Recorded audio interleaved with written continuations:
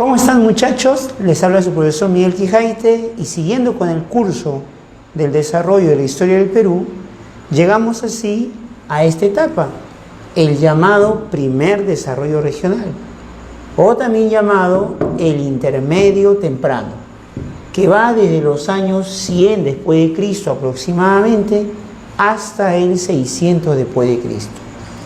El por qué Lumbreras, L de Lumbreras, le ha llamado primer desarrollo regional, tiene que ver con la observación que se hace de un periodo en la que los diversos estados muestran una autonomía de patrones arquitectónicos, artísticos y religiosos propios, independientes, distintos al de otros estados en otras regiones del Perú, ¿no? Del territorio. Entonces, eso es lo que configura un desarrollo regional. Atrás quedó Chavín como el gran, la cultura que ejerció influencia en todo el mundo andino. Y a la caída de Chavín, pues se da este desarrollo particular de estilos, ¿no? Obviamente esos estilos arquitectónicos, artísticos, religiosos propios, responde a una base económica y política de independencia. Cada estado es políticamente independiente en esta etapa, ¿no? John Rowe, R. de John Rowe, otro estudioso de la historia del Perú, considera, más bien, usa el término de intermedio temprano. Claro, recuerda que él, su terminología es de referirse a horizontes. Chavín representaría el primer horizonte. Al finalizar este periodo, estaríamos ingresando al segundo horizonte. Pues entre horizonte y horizonte, lo que vamos a encontrar es un intermedio, el intermedio temprano, ¿no? Bien, ¿cuáles son las características, ¿no?, que engloban a las sociedades de este periodo? Bien, antes de hablar de las características, debe quedar claro que sociedades que florecen en esta etapa son las que ves aquí, las más importantes, ¿no? Mochica en la Libertad, Nazca en Ica y Tiahuanaco en el Altiplano. ¿Qué caracteriza a este periodo que se repite en todas ellas, ¿no? Características generales, que lo vamos a ver por acá. A ver, pónchame por aquí, que se vea claro que en este periodo estos estados económicamente alcanzan el máximo nivel de desarrollo en lo que es el conocimiento de tecnología hidráulica. Si ya la tecnología de canales habría empezado en el Arcaico Superior, Caral, por ejemplo, ya presenta cierto desarrollo, cierto inicial prácticas de canales. Si ya en el formativo hay un mayor desarrollo de esta, en el desarrollo regional, pues la tecnología hidráulica, la tecnología de hacer canales, alcanza un máximo nivel, ¿no? Por eso se le llama a este periodo la época de las sociedades hidráulicas. Socialmente, no solamente ya vamos a ver clases sociales bien marcadas, ¿no? Eso ya se viene dando desde el formativo, sino que aquí lo peculiar es que entre los grupos de poder ya no solamente es la élite con funciones religiosas la que ejerce un dominio, sino que producto de la aparición y de la intensificación de las guerras, surge dentro de las élites un grupo especial cuya función es preocuparse por desarrollar técnicas de guerra, preocuparse por los temas bélicos. Esa aristocracia guerrera hace su aparición en este periodo. Las sociedades de este periodo, los estados, mejor dicho, de este periodo, muestran ya élites guerreras. Aunque los principios de estas élites guerreras ya se venía viendo desde las culturas puente. Recuerda que Paracas y su desarrollo de la medicina con trepanaciones craneanas es una muestra de esta aparición de guerras y enfrentamientos, obviamente que por tierras, por recursos, por el control de las aguas, ¿no? Y en esta etapa mucho más todavía, ¿no? Otra cosa que hay que resaltar también de estas sociedades es el desarrollo urbanístico. El urbanismo alcanza también aquí aparece, mejor dicho, aparece y se desarrolla el urbanismo. Durante el formativo, Chavín, por ejemplo, ¿es una ciudad? Chavín no es ciudad, Chavín es un templo. Hablar de urbes es hablar de ciudades, y las ciudades recién hacen su aparición en este periodo. Es distinto a la historia del viejo continente, ¿no? A la historia universal, por ejemplo. Allá en el viejo continente hemos visto que las ciudades fueron resultado de la revolución neolítica. Recuerda, la revolución agrícola, la revolución neolítica en la media luna fértil, cuando se dio, inmediatamente una de las consecuencias fue el aumento de la población y la aparición de ciudades. E incluso allá la ciudad aparece antes que se desarrolle el Estado. Primero fue la ciudad y después fue el Estado en el viejo continente. Distinto es la situación histórica aquí en el Perú. Aquí primero fue el Estado. Mira, ya hay Estado desde el formativo. Incluso si retrocedemos al arcaico superior, también podremos hablar de Estado, pero estados prístinos, recuerda. Pero la ciudad todavía no hace su aparición. Llegaríamos al periodo de los desarrollos regionales para hablar recién de ciudades. Ciudades porque aquí la diferencia es que la ciudad aparece después del Estado. Es más, el propio desarrollo del Estado genera la necesidad de que se vaya organizando el espacio con funciones específicas. Esa es la ciudad. Es que la élite organice el espacio de asentamiento según funciones específicas, espacios para los gobernantes, espacios para los religiosos, para las ceremonias, ¿no? Espacios para vivienda o para producción artesanal especializada. Entonces, a esa planificación, a eso le llamamos urbanismo. Y eso es resultado de la necesidad del Estado, porque quienes viven en la ciudad son todos los entes que colaboran a reforzar ese Estado. No te olvides, seguimos recordando que el Estado es el conjunto de mecanismos que usan los grupos de poder para reforzar su posición. En el plano político, ¿no?, estamos ante estados teocrático-militaristas. Atrás quedó en el formativo el desarrollo de estados teocráticos, cuya élite sacerdotal ejercía un dominio ideológico, un dominio religioso. Pues aquí, con la aparición de aristocracias guerreras, los estados, la aparición de aristocracias guerreras y también la necesidad de desarrollar el aspecto bélico, el aspecto guerrero, genera de que los estados se transformen a estados teocráticos militaristas. El carácter de estados teocráticos militaristas está marcado por la composición de los grupos de poder, ya no solamente sacerdotes, sino también militares, ¿no? Es el apogeo de las sociedades de los estados teocráticos militaristas. Y en el aspecto cultural hay un refinamiento también en lo artístico, ¿no? Mayor desarrollo artístico, lo que ha llevado a que algunos especialistas llamen a esta época como la época clásica de los grandes maestros artesanos.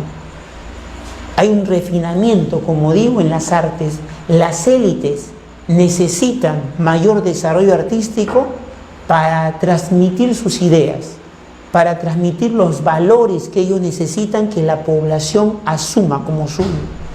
Recuerda que las ideas, la ideología, las creencias son necesarias que la población las asuma porque justamente le da una justificación al orden social. La sociedad, cómo está estructurada, debe ser justificada mediante estos ritos, mediante estas ceremonias, mediante estas obras de arte o plasmadas en la cerámica, en los muros de los templos. Entonces es la forma como se refuerza la posición de los grupos de poder o de las élites, ¿no? Entonces los cultos se vuelven más complejos, más refinados. Las ceremonias funerarias, por ejemplo, solamente me basta citar al señor de Zipán de los mochicas. Hay todo un refinamiento en la forma como se entierra, y posiblemente en la ceremonia que ha significado su entierro ha sido también todo una participación pública, ¿no? Toda una ceremonia pública, ¿no? Bien, entonces veamos a las sociedades, a los estados principales de este periodo: Mochica, Nazca, Tiahuanaco. Hay más: Huarpe, Ayacucho, Lima, aquí en esta región pues de la capital. Sin embargo, hoy día vamos a tocar a las más importantes, incluso mencionando que Tiahuanaco no solamente existió durante este periodo, sino que mientras las demás van a morir, van a caer bajo el poder del expansionismo del Imperio Wari, que veremos en otra sesión, Tiahuanaco seguirá existiendo por muchos siglos más. Si esto termina en 600, Tiahuanaco todavía se pasará de largo medio milenio más.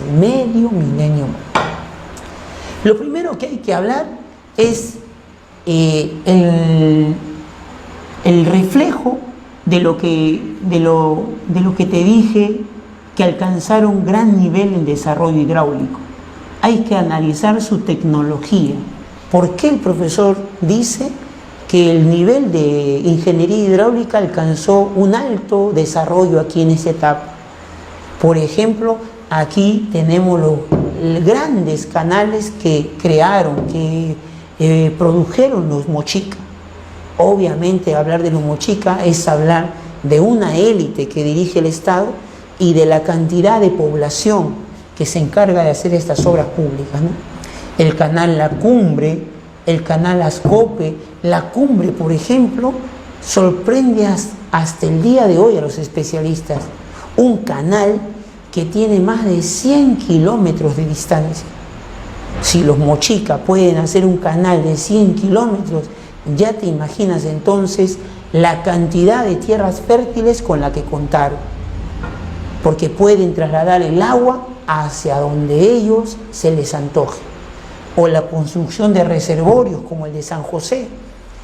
Un reservorio te permite ya no depender de las lluvias, porque cuando haya temporada de lluvia vas a almacenar el agua y vas a utilizarla en tiempo de sequía. Grande los mochicas. Sin embargo, lo que más resaltó de los mochicas es este tipo de chacras que construyeron bajo tierra. Para que más o menos nos orientemos en el gráfico, me he dibujado a mí, aquí parado frente a una chacra hundida de los mochicas. Ellos cavaban toda una chacra. No estamos hablando de cavar un jardín, estamos hablando de cavar una chacra. 3, 4 metros bajo tierra. O sea, estamos hablando más de un piso. Miles de hombres con palas. ¿Cuánta tierra van a sacar? Imagínate, de cavar por lo mínimo 4 hectáreas de terreno de cultivo. ¿Por qué hacían estos huachaques? Porque allá en el norte, en la zona de Mochica, pues en La Libertad, en Lambayeque, su influencia llegará hasta Piura de los mochicas. ¿Qué digo su influencia? Su poder de los mochicas llegará hasta Piura. Pues en todo este territorio lo que caracteriza es las pampas y los desiertos que abundan en el norte. Pues los mochicas se rieron de las pampas. Con esta tecnología de chacras hundidas, ganaron tierra fértil a la pampa. Arriba en la superficie el sol quema y genera toda una tierra infértil y seca. Al cavar 4 metros hacia el interior, los mochicas lo que buscaban era esta filtración de agua. Sabían que adentro hay una napa freática, napa freática. Ellos no buscaban llegar a la propia filtración, buscaban llegar a unos metros de esa filtración de agua, porque esto generaba que a esta profundidad encontraban la tierra húmeda o seca. ¿Tú qué crees? Húmeda. Y al estar humedecida es lo que ellos buscaban. En la superficie sequedad y un sol intenso, crudo, y abajo humedad en la que sembraban sus cultivos. Gracias a eso los mochicas pues pudieron sembrar payar, ají, maíz, totora, con la que luego hacían sus famosos caballitos de totora, unas embarcaciones unipersonales que les servía para echarse a la mar y desarrollar la pesca. Grandes los mochicas. ¿Cómo se le llama a estas chacras cuyo objetivo era ganarle tierras fértiles a las pampas? Su nombre en quechua son los famosos huachaques, los famosos huachaques. Al castellano traducido no es otra cosa que chacras hundidas. Pónchame aquí que se vea bien lo que estoy escribiendo, ¿no? Huachaques o chacras hundidas, ¿no? Y ahí está tu profesor Miguel para que veas más o menos las dimensiones de la chacra, ¿no?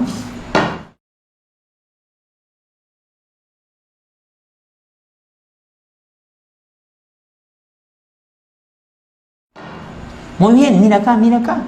Los Nazca no se quedaron atrás. El territorio de Nazca se caracteriza por su sequedad, por su zona desértica y por la escasez de lluvias en esa zona de Ica, ¿no? Casi nunca llueve.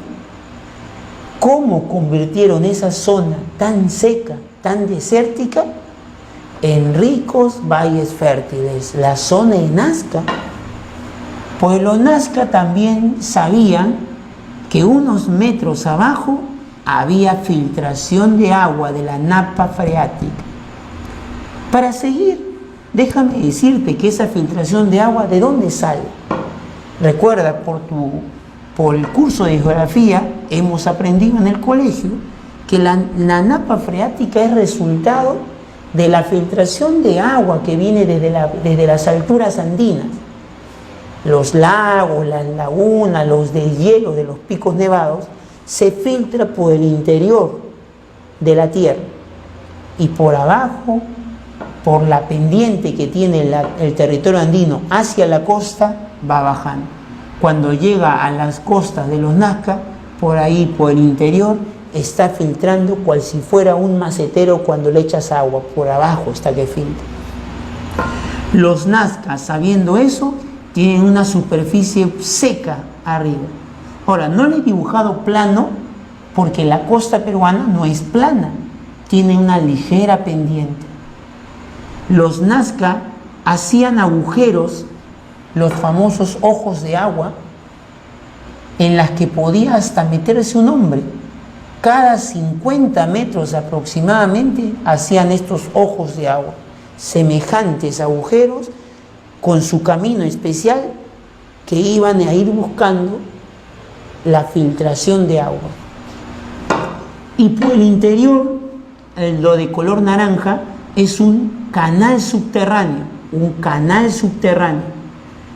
y los ojos de agua serían especie de respiraderos hacia la superficie. Esta es la superficie. Pues una vez que el canal comenzaba a obtener la filtración de agua, por la presión del aire y por la pendiente que le daba, el agua comenzaba a fluir, sorprendente. y lo iban llevando por la presión física pues del aire, y la pendiente lo iban llevando hacia zonas más bajas. Cuando llegamos a esta parte, el agua comienza a filtrar solita y se formaba un puquial, una especie de reservorio artificial que han creado los nazcas. A partir de ese reservorio, por canales ya superficiales, llevaban el agua hacia sus campos de cultivo.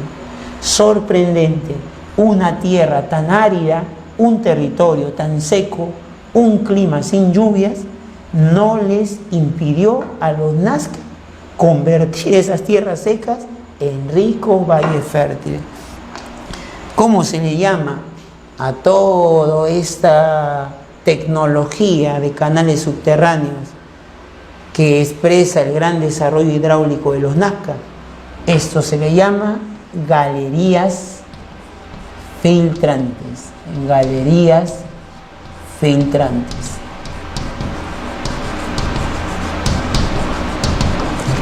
Ayúdame a ver aquí, ayúdame. ¿Cuál es el objetivo de estas galerías filtrantes?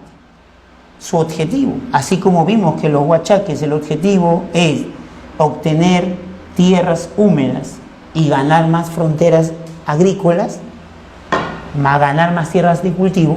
Aquí el objetivo es obtener agua ¿de dónde? Del subsuelo. Y bueno, un objetivo final era pues que ese agua sirva para fertilizar la tierra, ¿no? Para regar pues los cultivos, ¿no? Objetivo, entonces, obtener, ¿no? Agua del subsuelo, aguas subterráneas, ¿no? Bien, los tiahuanacos no se quedaron atrás. Mira acá, los tiahuanacos. Por ejemplo, los tiahuanacos, ahí pónchame aquí, mira acá, que se vea bien. Los tiahuanacos vivieron en la zona del altiplano. Dime, ¿cómo es el frío en la zona de las punas? Las punas altiplánicas, ¿no? El frío es intenso. Y peor todavía, el invierno. Allá al invierno de la zona de la puna se le llama friaje. Las temperaturas en las noches, sobre todo, baja a 10, 15 grados bajo cero. ¿Cómo evitar que sus cultivos se congelen?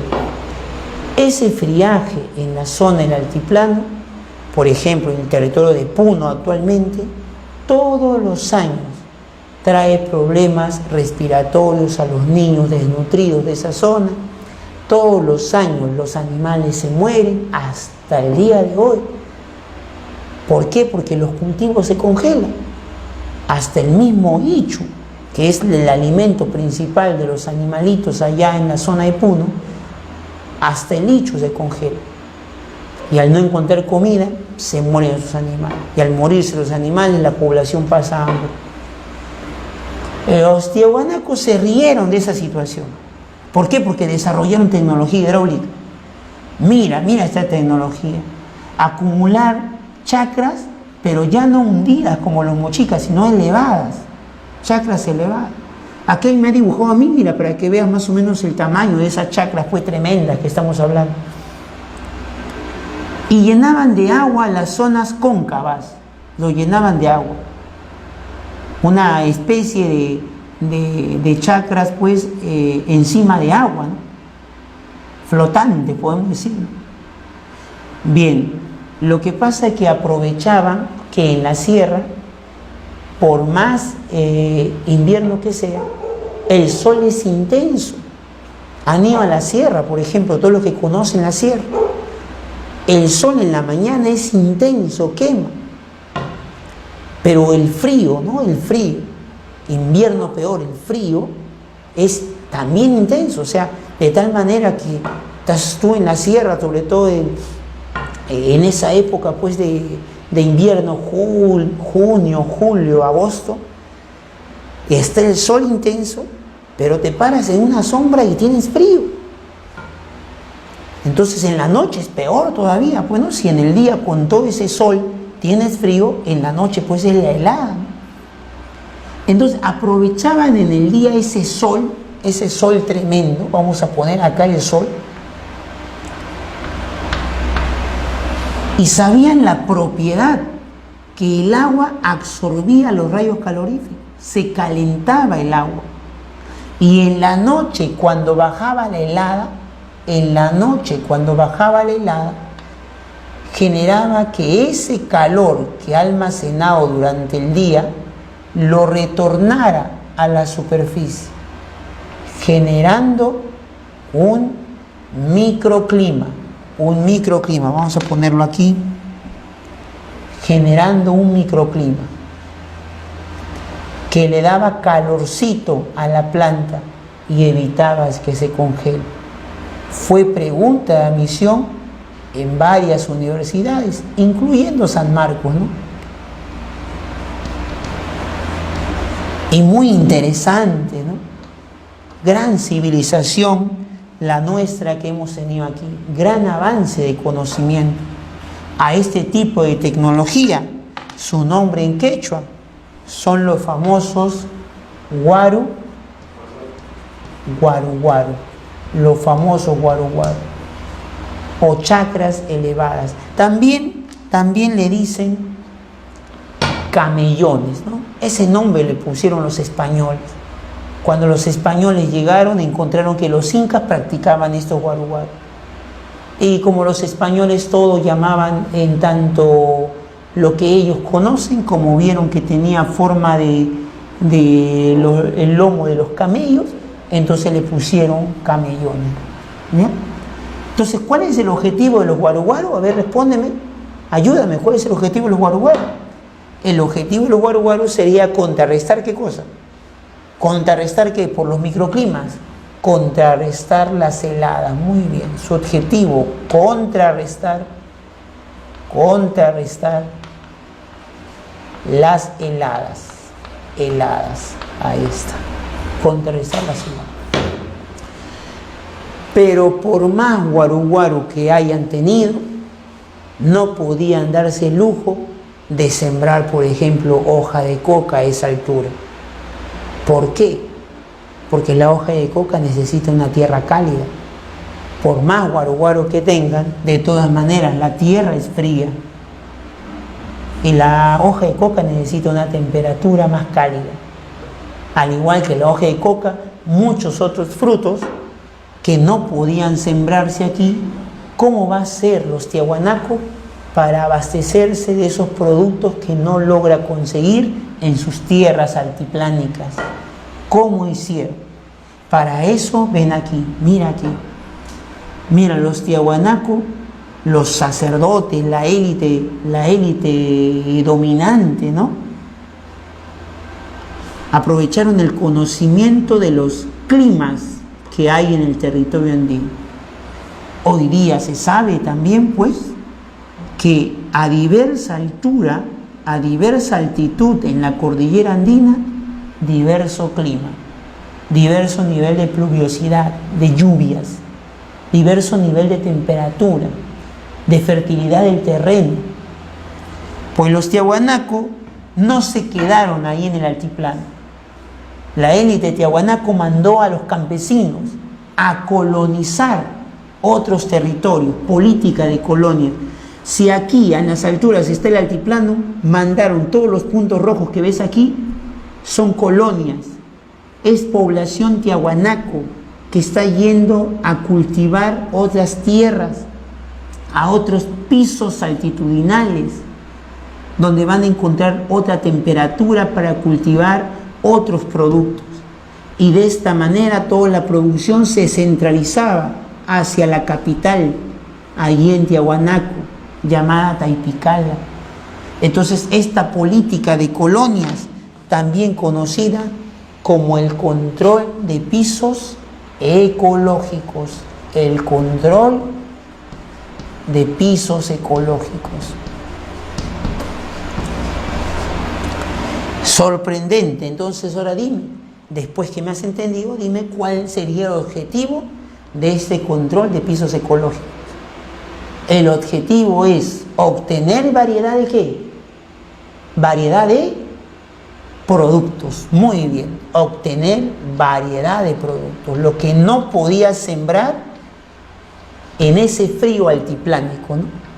Variedad de alimentos, variedad de producción. Y así los tiahuanaco no necesitaron comercializar, no hubo comercio, y lo que se buscó fue el autoabastecimiento. Muy bien, ahora veamos, síganme acá, mira, ahora veamos el aspecto de la cerámica. Hemos dicho que en esta etapa se alcanzó un refinamiento de las artes, pues la cerámica alcanzó el máximo nivel de exquisitez en este periodo.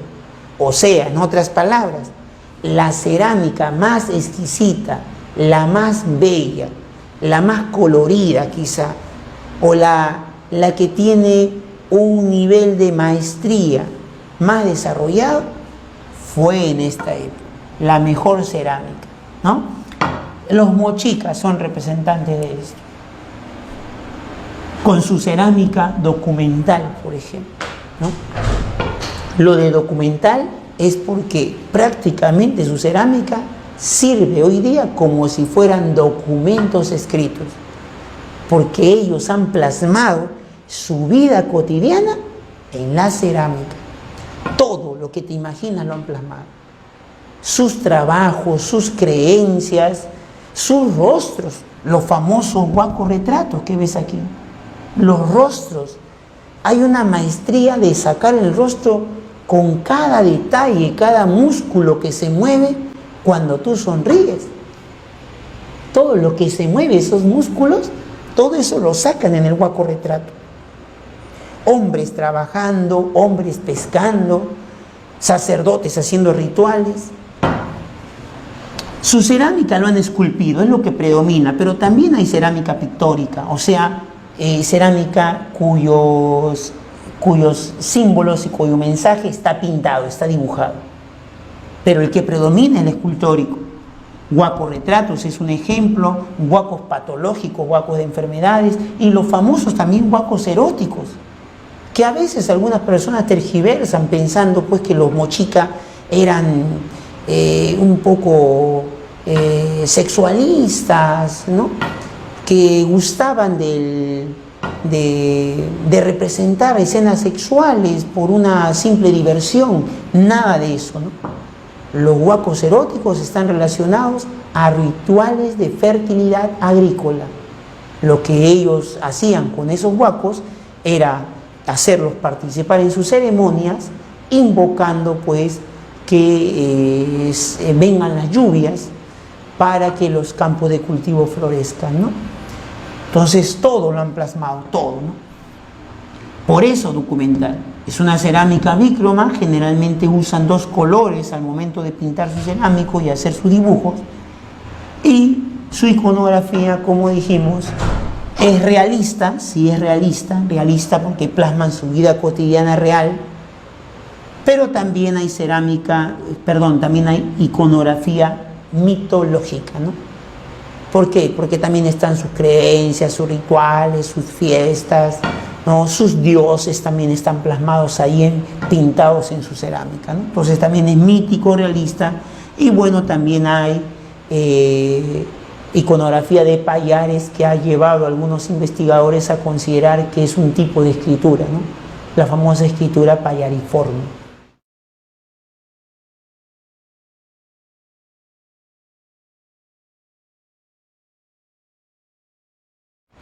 En lo que respecta a Nazca, también es un representante de cerámica avanzada, cerámica exquisita.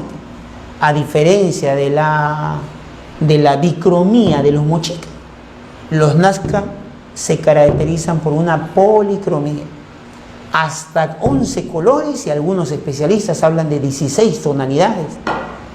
Pintan cualquier cantidad de color. Es una cerámica principalmente pictórica, pero también hay escultórica. ¿Cómo sacas a un cerámico Nazca? Generalmente un cerámico Nazca tiene estos dos picos que se abren, picos divergentes, y siempre está unido por un asa puente. Tú ves un cerámico así, Nazca, y si a eso le sumas la cantidad de colores que está pintado, ya sabes identificar entonces los estilos de cerámica. No te olvides que esta cerámica no se hacía por simple cuestión artística. Recuerda que cada dibujo, cada forma en la que está esculpida, cada dibujo que se ha plasmado, tiene un objetivo para los grupos de poder: transmitir las ideas que necesitan que la población asuma. Esto se usa en los rituales ceremoniales, algunos de ellos públicos, donde la población va a tener participación. Una técnica que usan para pintar su cerámico es la famosa precocción. Lo de pre antes y lo de cocción, pintarlo antes de cocerlo, antes de meterlo al horno, lo pintaban de tal manera que en las altas temperaturas del horno, la pintura se impregnaba al barro y hacía que el pintado sea más duradero. Por eso que hasta el día de hoy los arqueólogos encuentran cerámica Nazca, pareciera como si lo han pintado el día de ayer. El estilo también es peculiar, ¿no? Un estilo de pintar todo el cerámico, recargarlo todo de pintura, desde la puntita, el asa, hasta la parte de abajo. En la parte de la base también lo pintaban todo. Ese estilo, conocido desde la primaria como el estilo del horror al vacío. Son refinamientos que se va teniendo, ¿no?, de los soportes artísticos que ellos usan para transmitir sus ideas. En la iconografía, ¿no?, en las imágenes que traen un mensaje, podemos resaltar grupos guerreros con cabezas felínicas, campesinos siendo pisoteados con cabeza de lagartija. Como te digo, mira, todo una representación simbólica de cómo la sociedad está estructurada, ¿no?, entre felinos guerreros, gigantes, y campesinos lagartija, ¿no? Ahí están las ideas. Las cabezas trofeo, que es la práctica del guerrero, coleccionar cabezas y colgarlas en su cintura, llevarlas consigo en la batalla. Supuestamente, pues, no hay una idea de que cada cabeza del guerrero que has matado, del enemigo que has matado, te ha transmitido su energía y te vuelves más poderoso. Práctica de cabezas trofeo. El dios Kon, también dios de los Nazca, está plasmado también en su cerámica. Bien, Tiahuanaco no resaltó en cerámica. Por ahí nos han dejado estos vasitos ceremoniales, muy pintaditos, de varios colores, donde predomina el naranja, y con motivos geométricos y isomorfos, ¿no? Ahí están los motivos geométricos, pero no hay mayor realce en los Tiahuanaco, ¿no? No va por ahí, no va por ahí la transmisión de sus ideas, no, por la cerámica no. Bien, sígueme acá, pónchame aquí a ver, y finalmente vamos a analizar el aspecto de la arquitectura, ¿no?, y otros aspectos complementarios de cada una de estas sociedades. Algo que hay que precisar en la organización política de estos estados, si bien es cierto, queda claro de que todos estos estados son independientes, no dependen de otro estado central que los domine a todos. Más bien, cuando llegue esto, que serán los Wari, todo este periodo se irá a la misma ruina. Se acabará este periodo de desarrollo regionales. Pero hay diferencias políticas precisas, ¿no? Mientras que Nazca es un estado centralizado en una élite gobernante, Mochica es una alianza, confederación, alianza de varios pequeños estados independientes. cada una con su propia élite teocrática militarista, o sea, guerreros y sacerdotes, y se han alianzado, quizá pues buscando fortalecerse, apoyarse entre ellos para luchar contra otros enemigos, ¿no? Es una época de guerras y de violencia. Entonces no hablamos de un estado central en Mochica, por lo tanto no vamos a hablar de una capital tampoco. Quizá Moche fue el estado principal dentro de esta confederación, fue el principal, quizá tuvo mayor prestigio. ¿Cómo deducimos eso?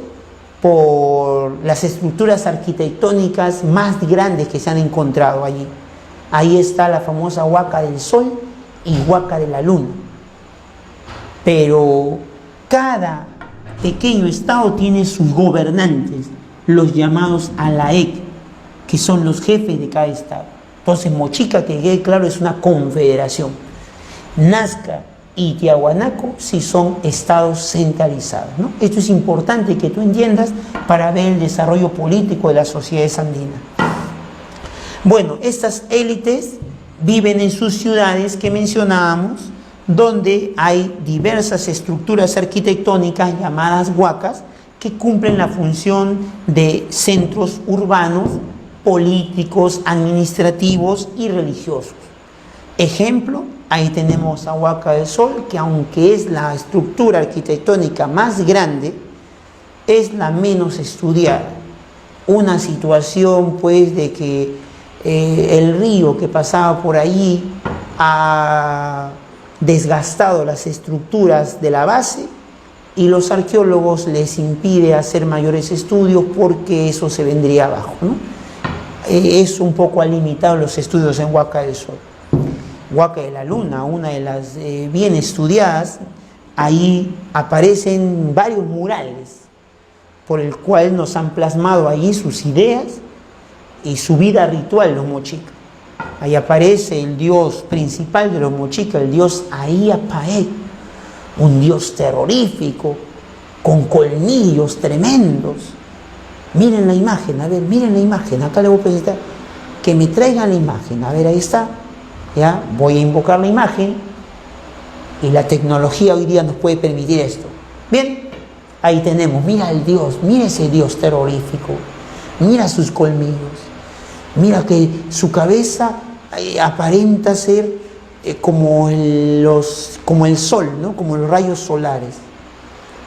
Ese es el dios degollador, a quien los mochica rinden culto y le otorgan sangre humana de sus prisioneros. ¿Cómo sabemos que sacrificaban a sus prisioneros para sacarles la sangre y proporcionársela a su dios en un ritual? Porque está plasmado en la iconografía de sus murales y de su cerámica. La rebelión de los artefactos es un mural también que aparece en Huaca de la Luna, donde ciertas armas le han salido brazos y piernas y están persiguiendo a los hombres. En Huaca, Cao Viejo, se ha encontrado la famosa dama de Cao y todo su cuerpo aparece tatuada. Otra forma de ejercer diferencia y asombro frente a los súbditos, a quien la dama de Cao posiblemente desde su Huaca, Cao Viejo, en algunos días de festividad pública, ella salía a dirigirse al pueblo. ¿Y se imaginan cuando el pueblo la vea que toda su piel está tatuado de serpientes y arañas? ¿Qué generará en el pueblo cuando la vean ahí? Ella no es como nosotros. Nosotros tenemos nuestra piel normal. Ella, mira, tiene tatuado. El pueblo no sabe cómo hacer esos tatuajes. Entonces lo que va a hacer es sorprender. A la dama de Cao. Entonces cada expresión artística, no te olvides, tiene una razón de ser dentro de la lógica de generar una ideología, ¿no?, que sirva para reforzar el poder de las élites. Lo mismo el señor de Zipán, ¿no?, una de las huacas, uno de los entierros más famosos, ¿no?, más famosos a nivel mundial, descubierto allá por 1987 por el arqueólogo Walter Alba. Lo que más nos ha permitido el estudio de la tumba del señor Zipán es resaltar el alto nivel de orfebrería al que habrían llegado los mochicas. Incluso haber desarrollado la técnica de la tumbaga. Esta técnica que permite la aleación entre el cobre, el oro y la plata. Y con eso los mochicas han hecho cualquier cantidad de joyas con la que está enterrado el señor de Zipán. Orejeras, narigueras, pecheras, máscaras, brazaletes, de todo, ¿no? Cetros, ¿no? Todo de oro, ¿ya? Un gran desarrollo, ¿no? Obviamente que este desarrollo metalúrgico, este desarrollo orfebre, la orfebrería está relacionado al trabajo en oro, también cumple el rol de reforzar el poder de estas élites, ¿no? El oro no lo tiene cualquiera, ni hoy día, ni peor en esa época. El oro transformado en arete o en nariguera no lo tiene cualquier campesino común y corriente. Ya se están imaginando cuando el señor de Zipán salía desde lo alto de su huaca rajada.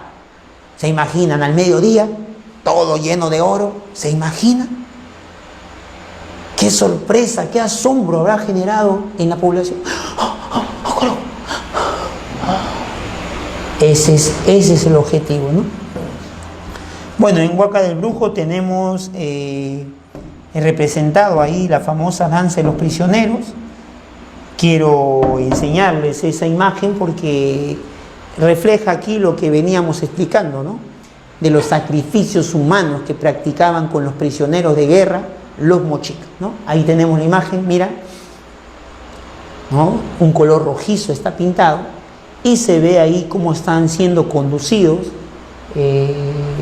maniatados, bueno, y aquí del cuello también amarrados, yendo hacia un sacerdote que los va a degollar y su sangre puesta en una copa ritual, una copa ceremonial, se la va a ofrecer al dios Ahia Paek, el dios principal de los mochicas, ¿no? Mira, vamos a ver acá Nazca, algunas características. Nazca es quien ha desarrollado aún más la planificación urbanística.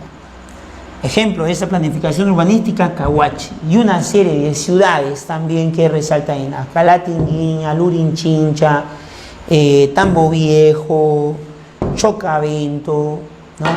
Y su capital, Cahuachi, donde vas a ver, como te digo, diversos edificios, ¿no?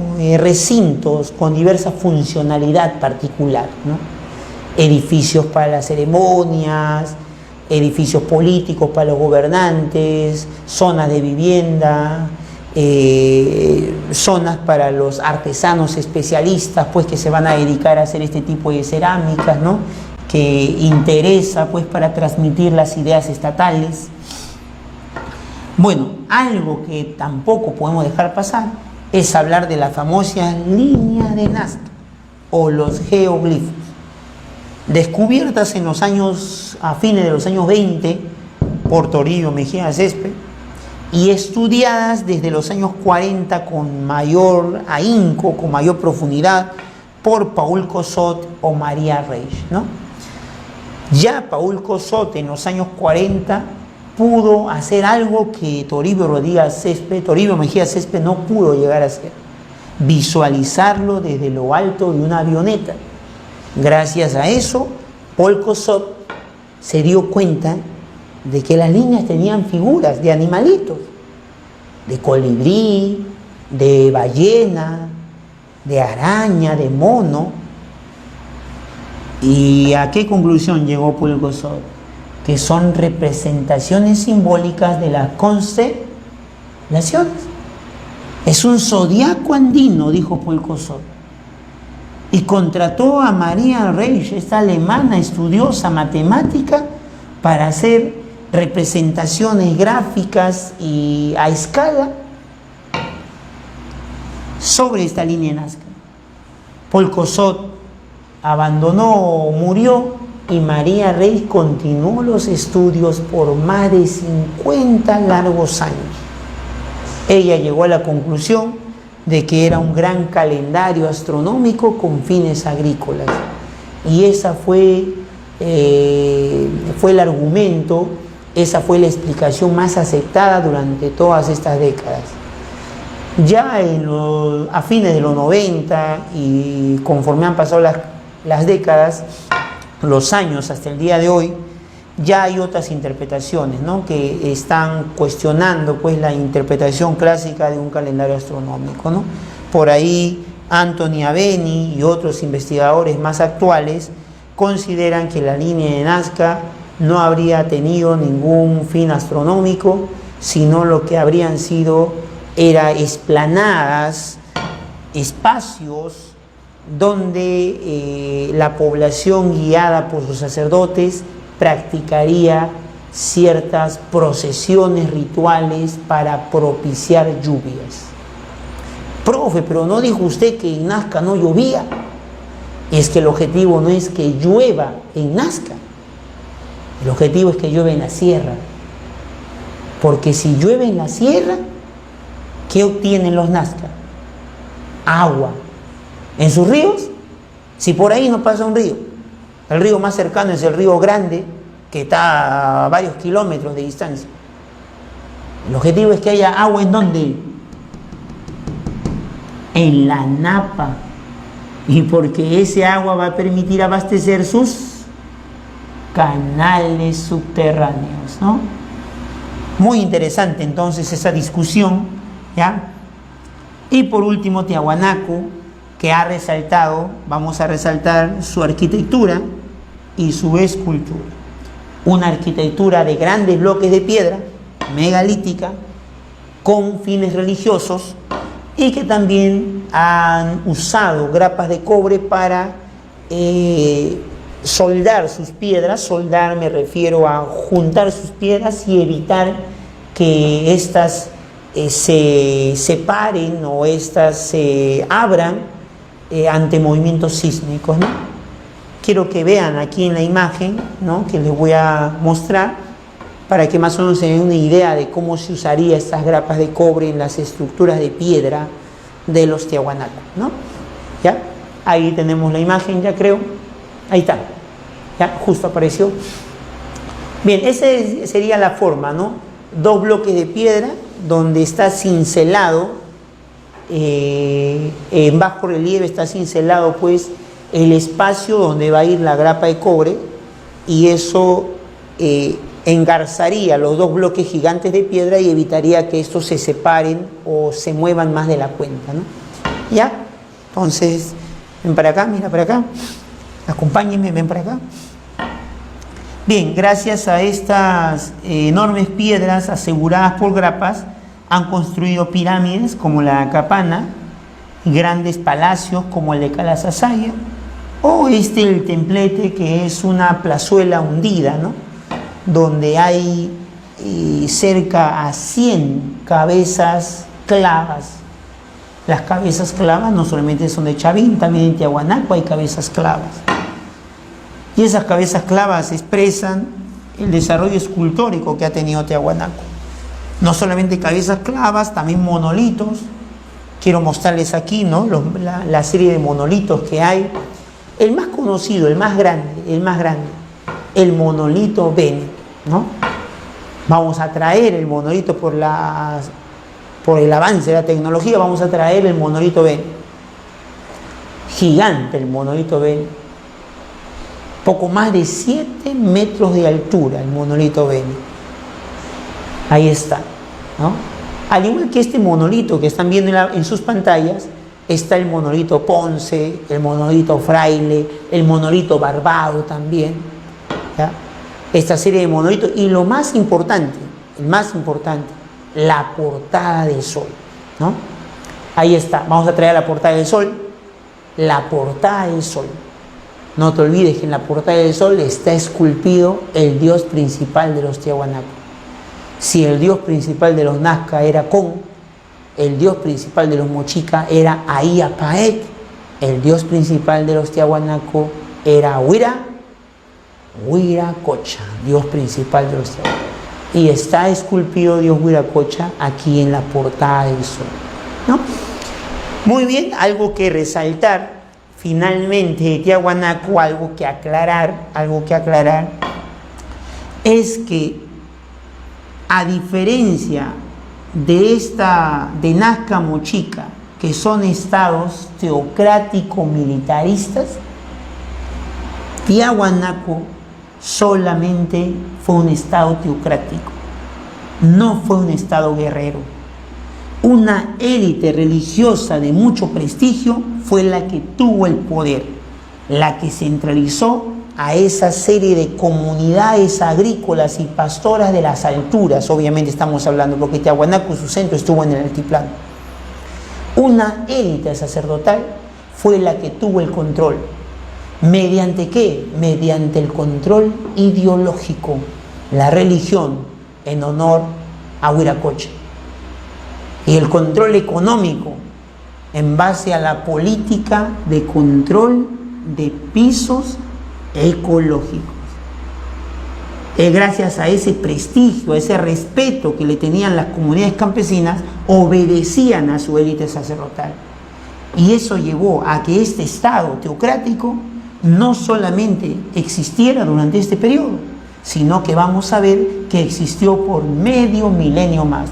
Fue contemporáneo al gran imperio Huari, que con su expansión militarista va a venir, y a todas estas, a Mochica, a Nazca y a otras más en otras partes del territorio andino, el imperio Huari se va a imponer y va a estructurar un semejante imperio en casi todo el Perú de hoy día, ¿no? Casi todo el Perú de hoy día.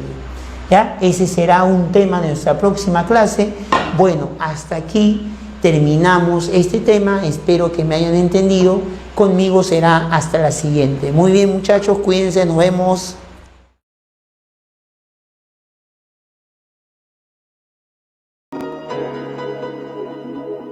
Bien, muchachos, vamos a responder estas 7 preguntitas que te he preparado para medir nuestros conocimientos sobre este tema tan importante, el primer desarrollo regional.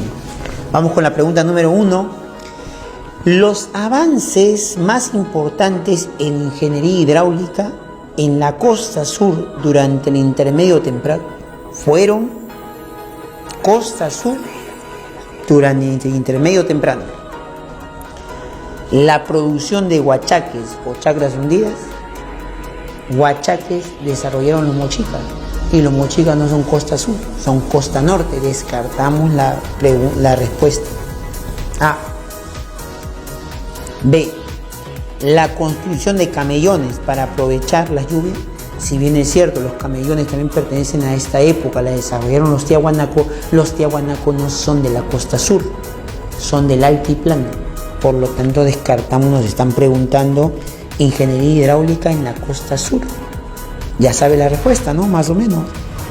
Las galerías filtrantes aprovechando agua de su suelo, eso lo desarrollaron los Nazca, y los Nazca son de la costa sur. Por lo tanto, esa es nuestra respuesta, la C.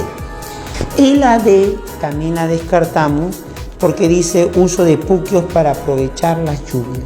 Bueno, en todo caso, los Nazca hicieron puquios artificiales, estas lagunas artificiales que brotaban de sus galerías filtrantes, y esto lo habrían hecho, lo habrían logrado resultado de la filtración del agua subterránea y no de las lluvias, porque en Nazca no llovía. Por lo tanto, descartamos también la D. La respuesta sería la C. Bien, vamos a la pregunta número 2. El primer desarrollo regional fue un periodo de avances en el campo económico, político y artístico, destacando los avances de alfarería moche usada por los artesanos completa. Como vasijas de uso doméstico, los artesanos mochica usaban sus cerámicos como vasijas de uso doméstico. Todos los cerámicos de Mochica y Nazca, los que están exquisitamente elaborados, son de uso estatal, para objetivos estatales, de transmisión de sus ideas, de sus creencias, de su religión o de los valores que necesita transmitir los grupos de poder a las poblaciones pues, sometidas o a las poblaciones comunes y corrientes, a los súbditos. Entonces, por lo tanto, no se usa los cerámicos para esto, ¿no? La alfarería hace alusión a cerámica, ¿no? Usada por los artesanos, te pregunta la B, respuesta, para el intercambio comercial y la acumulación de riquezas. Bueno, no hay comercio en el mundo andino, ¿no? Y mucho peor todavía, mucho menos con cerámicos. Para registrar, dice la C, para registrar su vida cotidiana y sus rituales, muy bien, ¿no? La cerámica Nazca es una cerámica, la cerámica mochica que estamos analizando es una cerámica documental y registra la vida cotidiana de los mochicas y se usaba para rituales, pues también. La D, descartamos para comercializar con la costa sur, no hay comercio aquí, el comercio se dio, bueno, con algunos productos exquisitos, pero en este caso la respuesta más atinada es la C de casa, ¿no? Nos quedamos con la C. Bien, vamos con la pregunta número 3.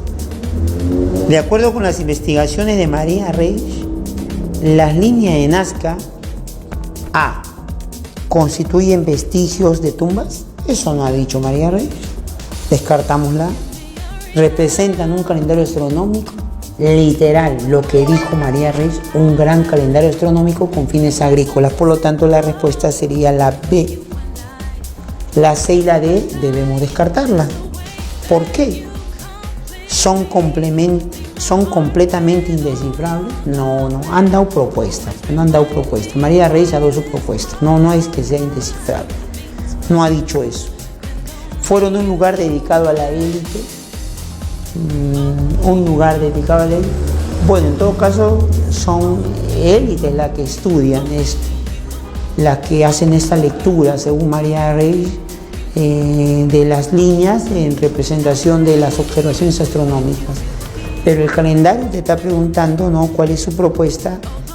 Según María Reig, plantea que estas tendrían un fin de ordenar el conocimiento de las estaciones y así organizar la vida agrícola. Por lo tanto, la respuesta es la B, representa un calendario astronómico. Vamos a la 4.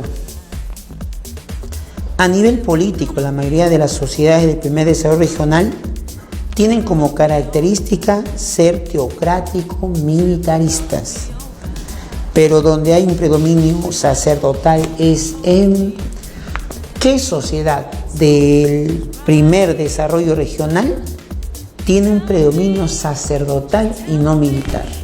Recuerda que lo hemos hecho en la clase. ¿Quién? La cultura tiahuanaco. Muy bien, tiahuanaco es la clave, ¿no? Tiahuanaco. Nazca tenía élite militar, Mochica también tiene élite militar, y Huarpa, que es una sociedad andina de este periodo, también tiene una élite militar, son guerreros también, ¿no? Entonces descartamos las siguientes claves y precisamos, lo dijimos en clase, que Tiahuanaco, a diferencia de Nazca y Mochica, es una élite sacerdotal la que tiene el control centralizado, el control político. Bien, vamos a las 5. Los orfebres del antiguo Perú, al fundir los metales para elaborar sus productos de joyería, practicaban la aleación del oro con el cobre y también con la plata, cobre con la plata. Esta técnica era conocida como tumbadas y los que más destacaron en su empleo fueron los, ¿te acuerdas del señor Zipán? Que se ha encontrado lleno de orfebrería y de este trabajo de tumbada. Entonces, ¿quiénes serían? Los Chavín, los Nazca, los Paracas o los Moches. Señor de Zipán, los mochicas, los moches. Respuesta puntual, la D de dedo, ¿no? Vamos con la pregunta número 6.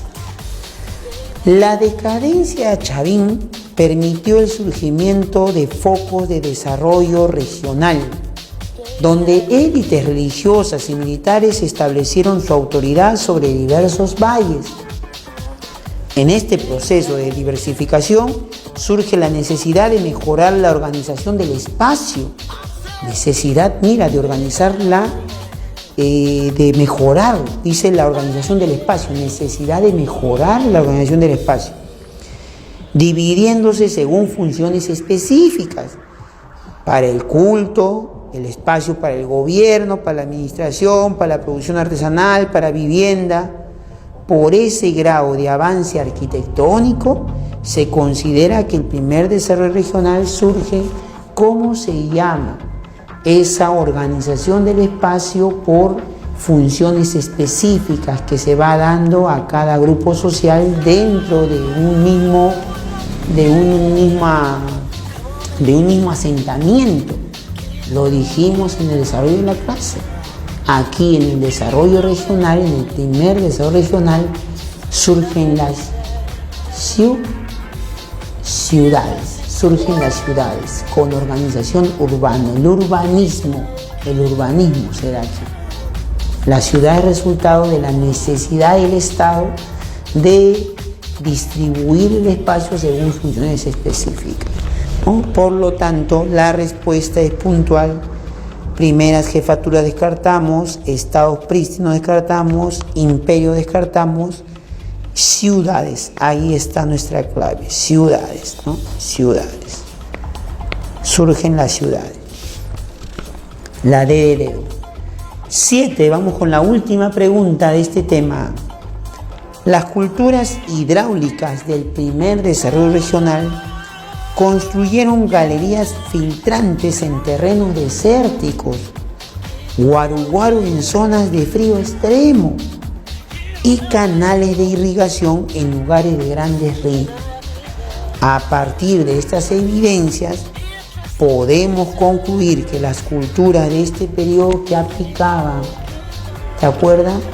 Está preguntando por guaruguarus, por los canales de los mochicas, por las galerías filtrantes que sacaban agua de su suelo. Entonces te está preguntando, podemos concluir que las culturas de este periodo aplicaban a técnicas agrícolas diferentes según el problema que las planteara el territorio. Están aplicando cada uno técnicas de acuerdo a los problemas y a las necesidades y a las condiciones que les otorga el territorio. Pues sí, te das cuenta, ¿no? Los tiahuanacos, para enfrentar el frío y que no congelara sus cultivos, guaru. Los mochicas, para ganar fronteras agrícolas, ganar más tierras agrícolas en medio de la pampa seca, resecada por el sol intenso, chacras hundidas, huachaque. Los nazca, a pesar que vivían en una zona desértica donde no llovía, sacaron el agua de su suelo. Pues la respuesta es la A. Desarrollaban técnicas agrícolas diferentes según los problemas que les planteara el territorio. A. ¿Qué dice la B? Técnicas agrícolas similares, por ejemplo, canales. No todos hicieron técnicas agrícolas similares, pues los guaruguaros no se hicieron, los mochicas no se hicieron por los nazca. C. Técnicas agrícolas diferentes para obtener los mismos cultivos. No, más bien los guaruguaru no quieren obtener los mismos cultivos, quieren obtener, los tiahuanacos para obtener diferentes cultivos. Recuerda que ellos practicaron más bien el control de pisos ecológicos. Su objetivo no era quedarse comiendo siempre lo mismo, no más bien variar su alimentación. D. El control de pisos ecológicos. Bueno, como decíamos, sin embargo, esa respuesta del control de pisos ecológicos no se relaciona a la premisa que está diciendo, ¿no? Que cada uno desarrolló técnicas particulares. Por eso que nuestra respuesta sería la A. Muy bien muchachos, espero que le hayas atinado en la mayoría de respuestas. Conmigo será hasta la próxima clase. So come on, baby, get on over. So